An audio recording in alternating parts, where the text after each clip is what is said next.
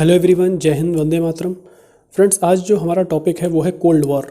इसमें हम जानेंगे कि कोल्ड वॉर आखिर क्या था और कोल्ड वॉर के कारण क्या थे। कोल्ड वॉर को हिंदी में शीत युद्ध कहा जाता है। ठीक, तो सबसे पहले हम जानेंगे कि शीत युद्ध था क्या और इसके कारण क्या थे, क्यों ये शीत युद्ध शुरू हुआ। तो देखिए, सिंपल सी एक बात पहले जान लीजिए कि कोल्ड वॉर का मतलब होता है कि जब दो लोगों के बीच में कोल्ड वॉर चलता है तो इसका मतलब ये कि वो दोनों एक दूसरे के सामने सशस्त्र संघर्ष नहीं करते, यानी एक दूसरे पर डायरेक्ट कभी भी हमला हथियारों से नहीं किया जाता, बल्कि हमला कूटनीतिक तरीके से किया जाता है। यानी दोनों देशों के बीच में या दो लोगों के बीच में, अब यहाँ पर बात देशों की हो रही है तो हम देशों से समझें। मान लीजिए एक देश अमेरिका है और एक देश सोवियत संघ है, जो कि उस ज़माने में हुआ करता था। अब सोवियत संघ 15 देशों में विभाजित हो चुका है। अभी हम इसको भी देखेंगे कि कौन से 15 देशों में विभाजित हुआ। तो इन दोनों के बीच में दूसरे विश्व युद्ध के बाद वर्ल्ड वॉर सेकेंड, दूसरा विश्व युद्ध 1939 से कब तक हुआ, 1945 तक। इस दूसरे विश्व युद्ध के बाद अमेरिका और सोवियत संघ, जो कि दूसरे विश्व युद्ध में एक साथ लड़े थे, कहने का मतलब एक ही टीम में थे, क्योंकि दूसरा विश्व युद्ध अमेरिका ने और सोवियत संघ तथा ब्रिटेन ने मिलकर जर्मनी के खिलाफ लड़ा था। ठीक है, और उसमें जर्मनी हारा था और इन तीनों देशों की विजय हुई थी। इन्हें मित्र राष्ट्र कहा जाता है। ठीक है, तो देखिए दूसरे विश्व युद्ध में मित्र राष्ट्र कौन कौन थे? अमेरिका, यूएसएसआर सोवियत संघ और तीसरा ब्रिटेन। ये दूसरे विश्व युद्ध में एक साथ लड़ रहे थे, एक ही टीम में थे और इनको कहा जाता है मित्र राष्ट्र, कहा जाता था मित्र राष्ट्र। ठीक, और जिसके खिलाफ ये लड़ रहे थे वो देश थे जर्मनी, जापान और इटली। और भी देश शामिल थे, मुख्य रूप से ये 3 देश थे और इन 3 देशों को कहा जाता है धुरी राष्ट्र। धुरी राष्ट्र। तो जो दूसरा विश्व युद्ध था वो मित्र राष्ट्र और धुरी राष्ट्रों के बीच में हो रहा था, जिसमें मित्र राष्ट्रों की विजय हुई और धुरी राष्ट्र पराजित हुए, और जिसमें जर्मनी में हिटलर और इटली में मुसोलिनी का नाम आप लोगों ने सुना होगा, और जो जापान का उस समय प्रधानमंत्री था वो था तोजो। तो ये 3 यहाँ पर थे, 3 यहाँ पर। मित्र राष्ट्र और धुरी राष्ट्रों के बीच की लड़ाई में कौन जीतते हैं? मित्र राष्ट्र जीतते हैं। लेकिन अब आप देखिए, दूसरा विश्व युद्ध समाप्त हुआ, अब लड़ाई इन दोनों के बीच में हो गई, अमेरिका यूएसएसआर। यानी दूसरे विश्व युद्ध की समाप्ति के बाद ये दोनों आमने सामने आ गए। यानी दूसरा विश्व युद्ध क्या हुआ? समाप्त हुआ। अब दूसरे विश्व युद्ध के बाद जो लड़ाई शुरू हो गई वो किनके बीच में हो गई? इनके। लेकिन ध्यान रहे, ये लड़ाई हथियारों से नहीं हुई जैसा कि दूसरे विश्व युद्ध में हुआ। ये लड़ाई कूटनीतिक तरीके से हुई, एक दूसरे के ऊपर बिना हथियारों का प्रयोग किए शुरू हुई। इसीलिए इस युद्ध को शीत युद्ध कहा जाता है। ठीक है, ये डायरेक्ट कोई युद्ध नहीं, हथियारों से नहीं हुआ। ये किस तरह से हुआ है? कूटनीतिक तरीके से हुआ। यानी एक दूसरे के साथियों को अपने कब्जे में करना या फिर अपने पाले में करने की कोशिश करना। ठीक है, दूसरे देश को नीचा दिखाने की कोशिश करना, दूसरे देश को अपमानित करना कूटनीतिक माध्यम से, इसको ही हम क्या कहते हैं? कोल्ड वॉर कहते हैं। तो सबसे पहली अगर बात करें कि कोल्ड वॉर आखिर है क्या, तो ध्यान रखिए, ऐसा युद्ध जिसमें सशस्त्र संघर्ष नहीं होता है। सशस्त्र संघर्ष नहीं होता, दो देश आपस में हथियारों से नहीं लड़ते। दूसरी बात, कोल्ड वॉर में कूटनीति का प्रयोग किया जाता है। अपना प्रभाव स्थापित करने के लिए कूटनीति का प्रयोग किया जाता है। और तीसरी और इम्पोर्टेंट बात है, इसके बारे में कहा जाता है कि ये मनों में लड़ा जाने वाला युद्ध है। मनों में लड़ा जाने वाला युद्ध, मनों में मतलब मस्तिष्क में। ठीक, दिमाग से लड़ा जाता है, इसे ही कोल्ड वॉर कहते हैं। ठीक है, तो अमेरिका क्या करता था? अमेरिका चाहता था कि जो सोवियत संघ के हिस्से के लोग हैं, इसके पाले के जो लोग हैं वो मेरे पाले में आ जाएं। सोवियत संघ चाहता था अमेरिका के पड़ोस के जो लोग हैं, अमेरिका के पाले में जो है, अमेरिका की टीम में जो है, वो मेरी टीम में आ जाए। इसी संघर्ष को हम क्या कहते हैं? शीत युद्ध कहते हैं। तो देखिए अमेरिका की तरफ से यहाँ कौन कौन गुट जो बने? 2 गुट बने। एक को कहा गया अमेरिकी गुट और एक को कहा गया सोवियत गुट। कौन सा? सोवियत गुट। अमेरिकी गुट जो था वो पूंजीवादी देशों का गुट था। ये पूंजीवादी देशों का गुट था और ये जो था वो साम्यवादी देशों का गुट था। यानी आप कह सकते हैं ये विचारधाराओं की भी लड़ाई थी। तो शीत युद्ध विचारधाराओं की भी लड़ाई थी, क्योंकि पूंजीवादी और साम्यवादी 2 विचारधाराएं हैं, दोनों अलग अलग हैं। ये उद्योगपतियों को समर्थन देती है, जबकि ये उद्योगपतियों का विनाश करने में यकीन रखती है। यहाँ पर सरकार खुद ही उद्योग चलाती है साम्यवादी व्यवस्था में, जबकि पूंजीवादी व्यवस्था में उद्योगपतियों को सरकार शय देती है, उनको समर्थन प्रदान करती है। और साम्यवादी देश जो है, साम्यवादी विचार का उद्देश्य है कि पूंजीवाद का विनाश कर दिया जाए। तो इनका उद्देश्य क्या था साम्यवादियों का? पूंजीवाद का विनाश करना। ठीक है, तो सीधी सी बात थी कि विचारधारा के आधार पर भी संघर्ष बना हुआ था। अब इम्पोर्टेंट बात ये आती है, अभी हम शीत युद्ध के कारण जानेंगे। अब ये बात आती है, आखिर ये शीत युद्ध शब्द आया कहाँ से? तो ध्यान रखिए, इस शब्द का सबसे पहला जो प्रयोग किया गया था वो अमेरिका के दक्षिण कैरोलिन प्रांत की विधानसभा में भाषण देते हुए वहाँ के एक मेंबर थे उस विधानसभा के, जिनका नाम था बर्नार्ड बरूच। उन्होंने इस शब्द का पहली बार प्रयोग किया। तो इस शब्द का पहली बार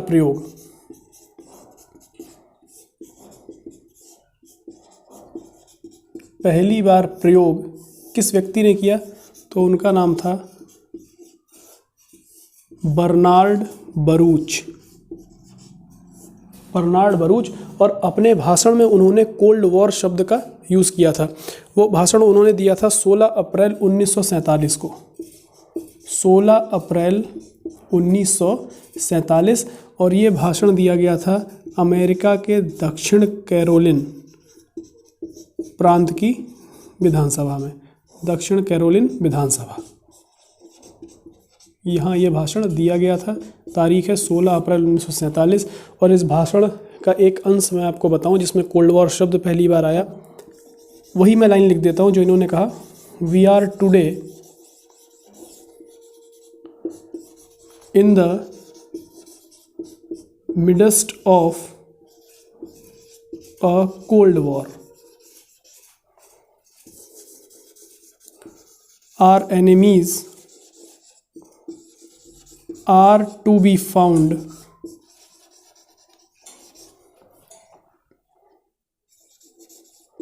abroad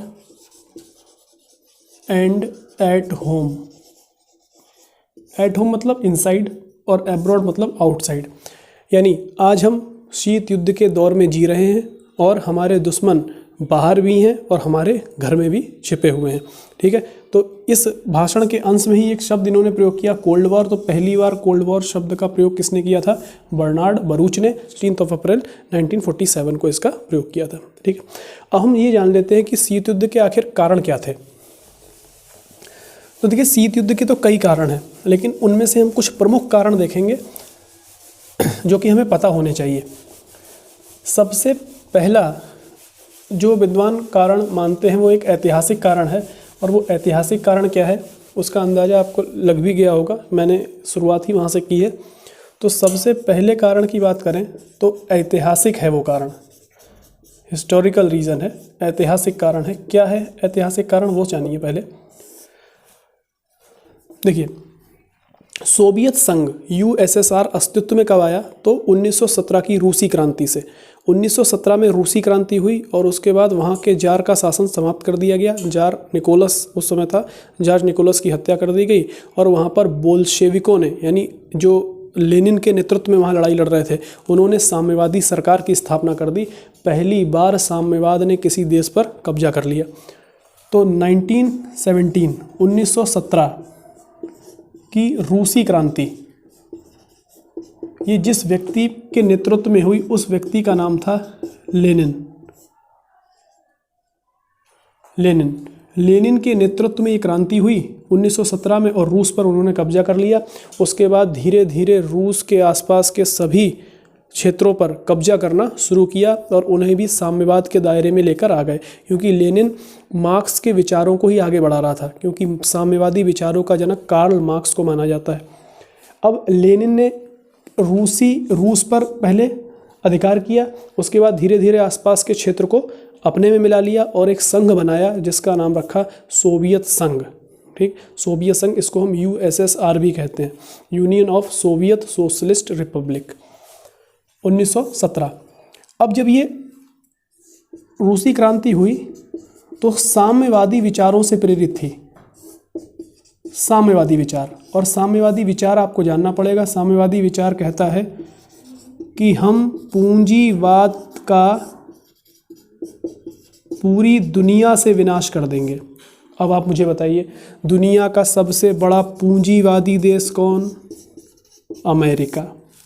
यानी इसका टारगेट क्या है कि अमेरिका को समाप्त करना है। अब बताइए, तो ऐतिहासिक कारण की अगर बात करें तो ऐतिहासिक कारण यही है कि अमेरिका शुरू से ही चाहता था कि सोवियत संघ बन ही ना पाए, ये समाप्त हो जाए। तो एक तो ऐतिहासिक कारण ये है, हालांकि अमेरिका ने, ब्रिटेन ने, सब ने इनको सोवियत संघ को मान्यता दी। 1917 में बनना शुरू हुआ सोवियत संघ, रूसी क्रांति हुई। उसके बाद 1924 में और 1933 में अमेरिका ने और ब्रिटेन ने इसको मान्यता भी दी। लेकिन शुरू से ही अमेरिका चाहता था कि क्या हो जाए, ख़त्म हो जाए, यानी जो सोवियत संघ है वो समाप्त हो जाए, संघ टूट जाए। तो सोवियत संघ की पहले तो स्थापना कब हुई है, गठन, आप ध्यान रखेंगे 1917 में। ठीक है, इसके बाद वर्ल्ड वॉर में भी साथ में मिलकर लड़े हैं। तो ऐतिहासिक कारण आपकी समझ में आ गया कि ऐतिहासिक कारण क्या है शीत युद्ध का, कि बोल्शेविक क्रांति हुई। इस रूसी क्रांति का दूसरा ही नाम है बोल्शेविक, क्योंकि लेनिन ने एक पार्टी बनाई थी रशिया में जिसका नाम था बोल्शेविक पार्टी। ठीक, तो इतनी बात आपकी समझ में आई। रूसी क्रांति हुई, साम्यवादी विचार से प्रेरित थी, कार्ल मार्क्स का विचार है, लेनिन ने इसको आगे बढ़ाया और इसका उद्देश्य क्या था, पूंजीवाद का विनाश करना। और अमेरिका क्या है, सबसे बड़ा पूंजीवादी देश था, ब्रिटेन भी पूंजीवादी देश है। तो ये सब इसके खिलाफ हो गए और पहले से ही चाहते थे कि ये समाप्त हो, ये ख़त्म हो। इसीलिए उसको समाप्त करने के प्रयास में डायरेक्ट तो लड़ाई लड़ नहीं रहे थे, क्योंकि वो भी ताकतवर देश था, तो शीत युद्ध लड़ा जा रहा था। ठीक है, इसी को शीत युद्ध कहते हैं, कूटनीतिक तरीका अपनाया जा रहा था। अब दूसरी बात, अब आप सोच रहे होंगे जब ऐसा है तो फिर दूसरे विश्व युद्ध में ये साथ में मिलकर क्यों लड़ रहे हैं? दूसरे विश्व युद्ध में भी तो साथ में मिलकर लड़ रहे हैं। बिल्कुल, तो देखिए एक कारण और, दूसरा कारण है, इसको कहा जाता है द्वितीय मोर्चे का प्रश्न। ये शीत युद्ध का दूसरा कारण बना।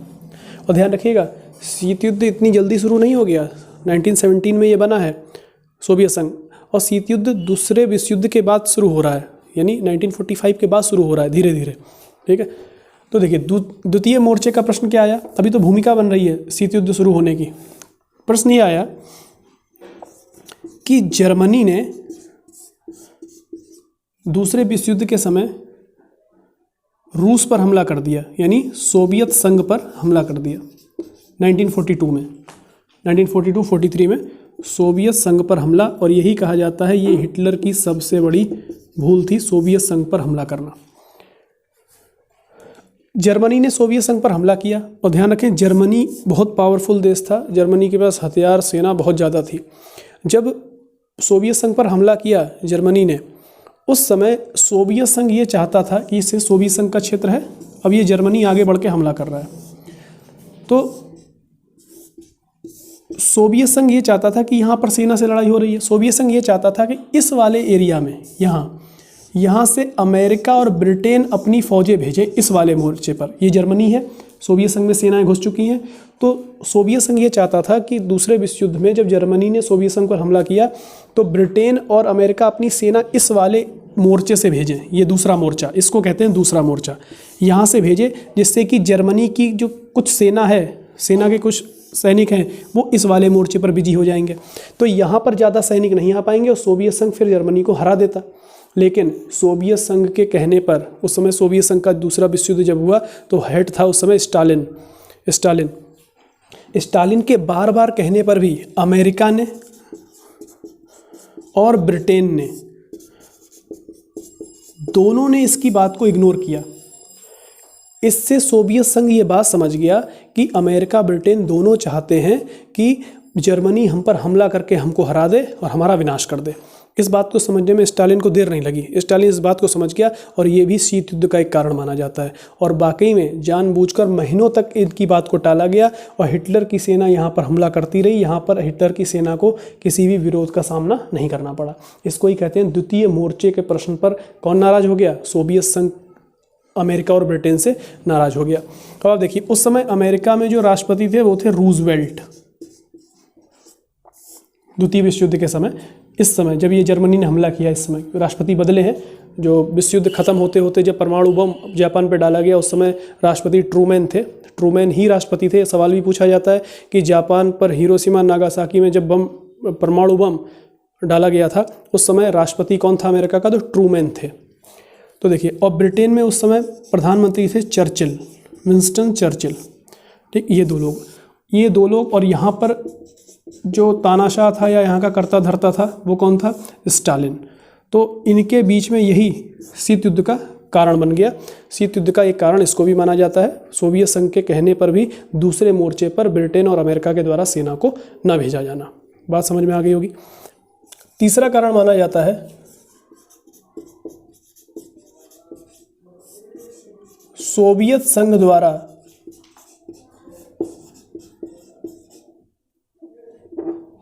याल्टा सम्मेलन की अवहेलना।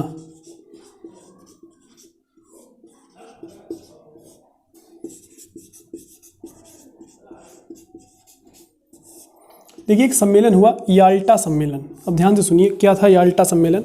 याल्टा सम्मेलन में 3 लोगों ने भाग लिया। कौन कौन थे वो 3 लोग? एक सोवियत संघ का तानाशाह स्टालिन, दूसरा अमेरिका के राष्ट्रपति रूजवेल्ट और तीसरे ब्रिटेन के प्रधानमंत्री विंस्टन चर्चिल।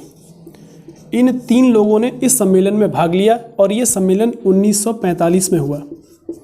और इस सम्मेलन के तहत इन तीनों लोगों में ये राय बनी कि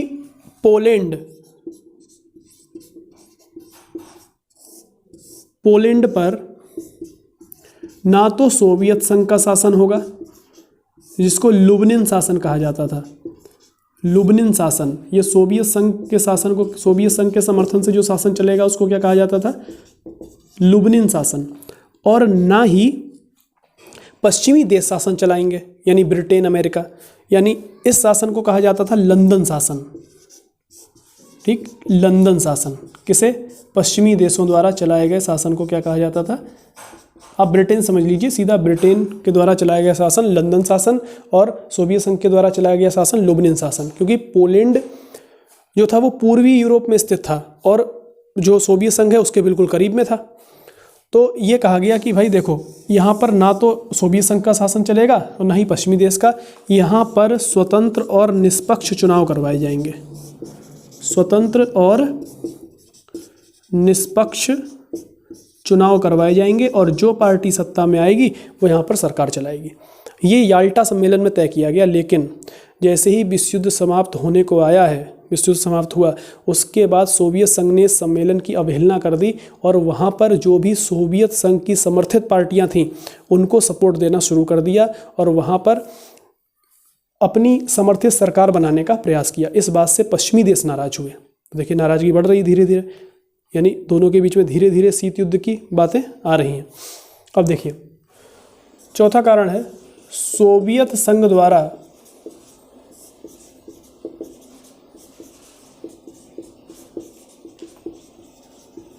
बाल्कन समझौते का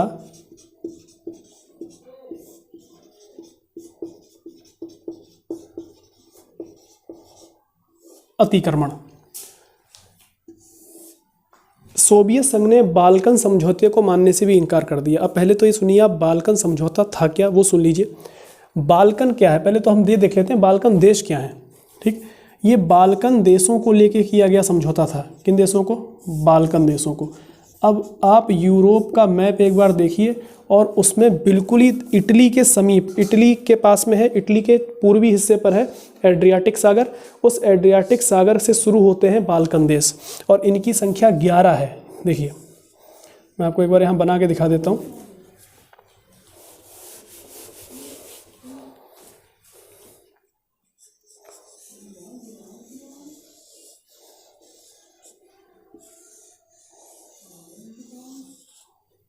देखिए ये बाल्कन, मैंने ये दक्षिणी हिस्सा हटा लिया है, बाल्कन देश है, यहाँ पर 11 देश हैं। देखिए कौन कौन से। किसका नाम है? स्लोवेनिया। ये अगला देश है, इसका नाम है क्रोएशिया। इसके बाद अगला देश है, इसका नाम है बोस्निया, बोस्निया हर्जेगोविना। ठीक, बोस्निया हर्जेगोविना।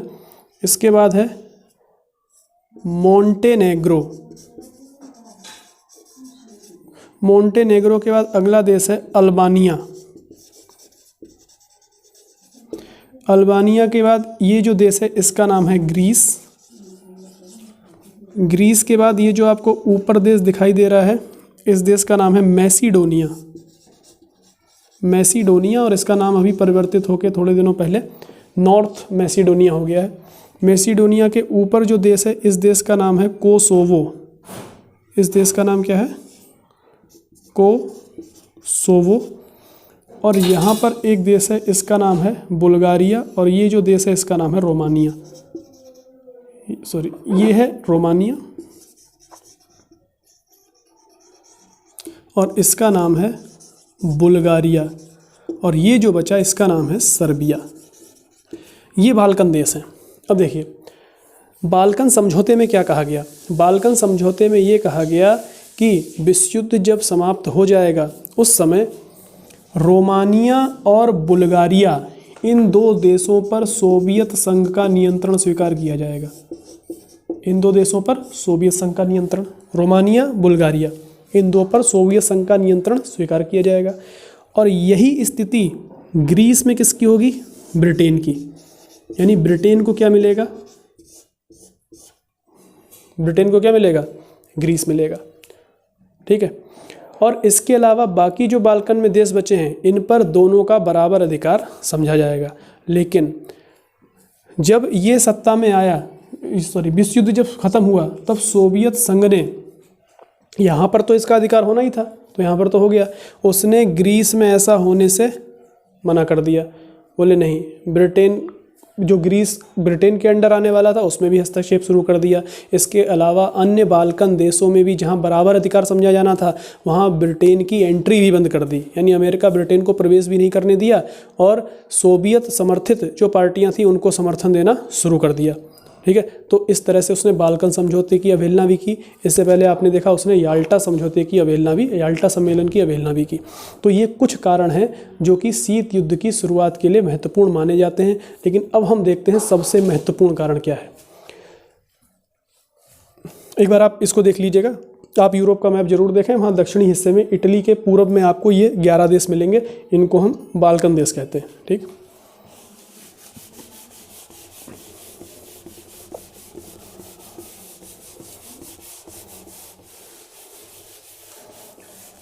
इसके बाद एक कारण हम और देखेंगे, फिर आपकी समझ में आ जाएगा आखिर ये शीत युद्ध शुरू क्यों हो रहा है। अगला कारण है परमाणु बम का आविष्कार।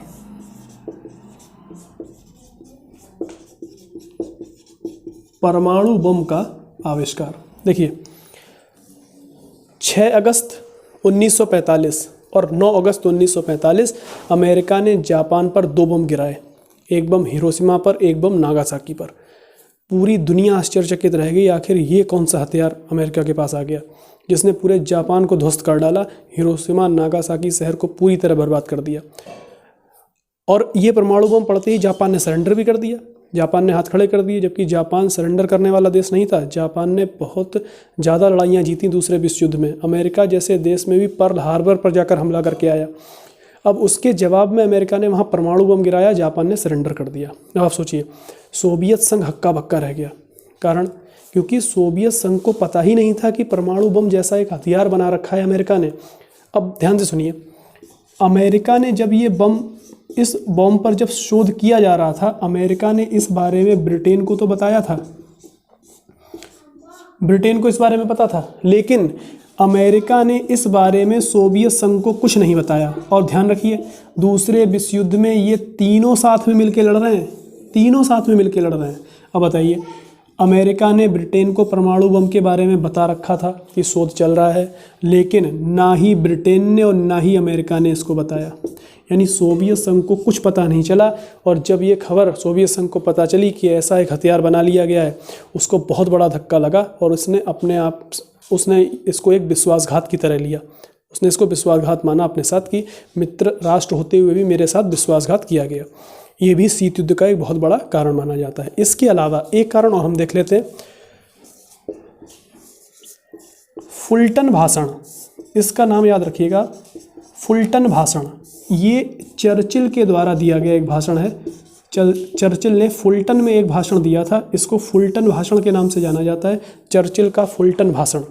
इस भाषण में चर्चिल ने कुछ बातें ऐसी कही थी जो कि शीत युद्ध का कारण बनी, जिससे कि सोवियत संघ और ज़्यादा नाराज हुआ।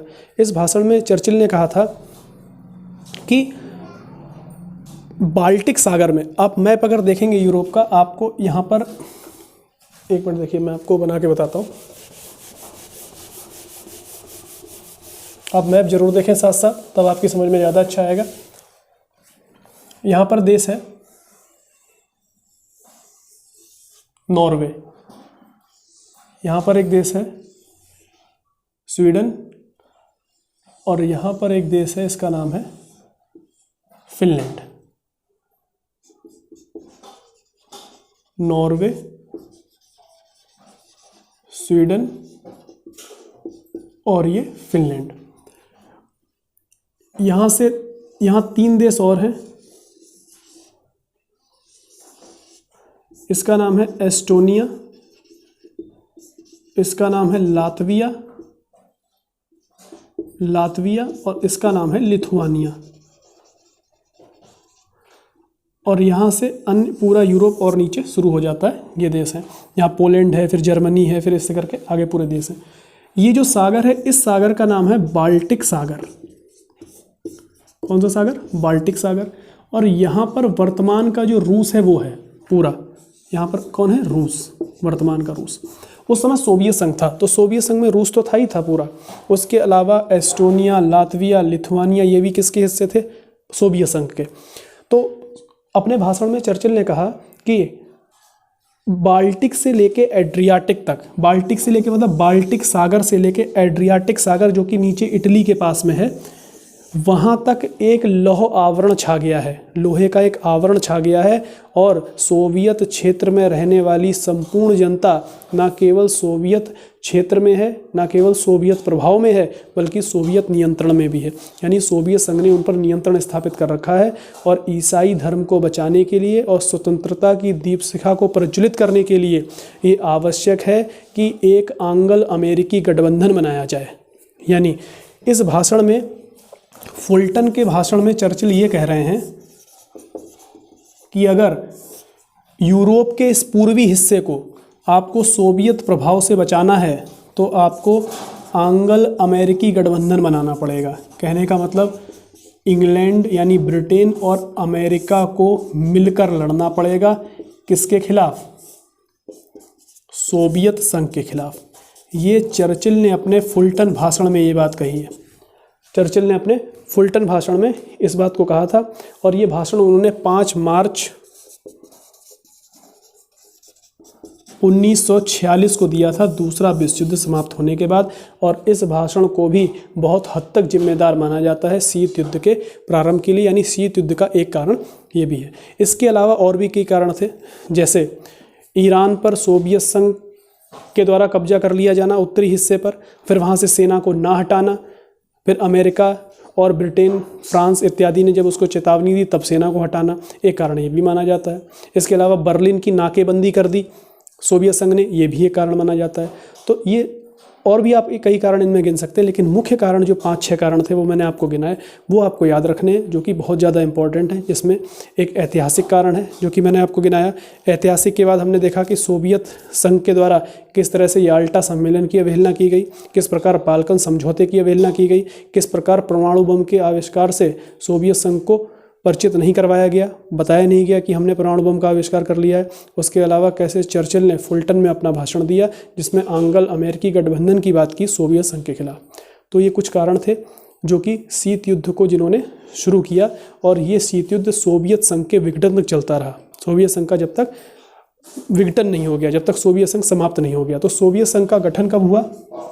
1917 में, और सोवियत संघ 1991 में विघटित हो गया, और सोवियत संघ से 15 देश अलग हो गए। बस अंत में हम इसी को देख लेते हैं, इसके बाद हमारा ये वीडियो समाप्त हो जाएगा। तो आज हम देख लेते हैं अंत में कि आखिर जब सोवियत संघ का 1991 में विघटन हुआ तो इससे 15 देश जो अलग हुए वो कौन कौन से देश हैं, एक बार उनको देख लेते हैं और याद रख लेते हैं।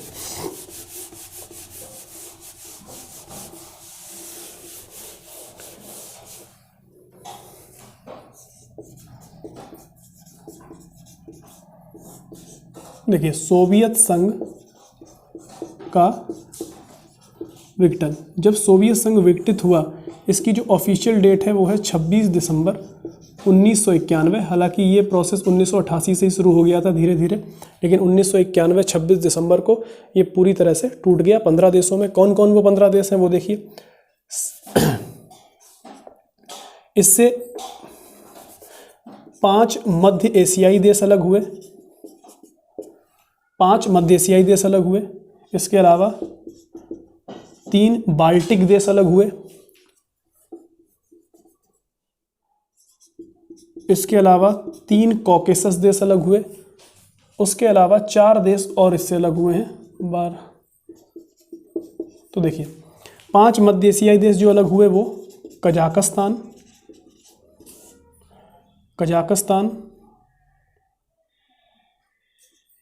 उज्बेकिस्तान,